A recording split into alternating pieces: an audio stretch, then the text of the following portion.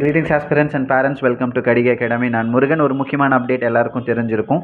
June 6ஆம் தேதி MBBS and BDS அட்மிஷனுக்கான அப்ளிகேஷன் ஸ்டார்ட் ஆக போகுது. அண்ட் இன்னொரு விஷயம், அதே டேட்டில் தான் மெட்ராஸ் ஹைகோர்ட்டில் வந்து பார்த்திங்கன்னா இந்த ஜட்ஜ்மெண்ட்டும் வரப்போகுது, அந்த ரிசல்ட் அனௌன்ஸ் பண்ணுறதுக்கான ஜட்ஜ்மெண்ட். ஸோ நம்ம எல்லாருமே வந்து NTA அனௌன்ஸ் பண்ண மாதிரி அதே டேட்டில் ரிசல்ட் வரும்னு நம்ம நம்பலாம்.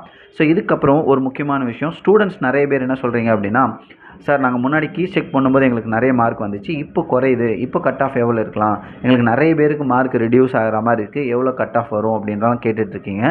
கொஞ்சம் பொறுமையாக இருங்க.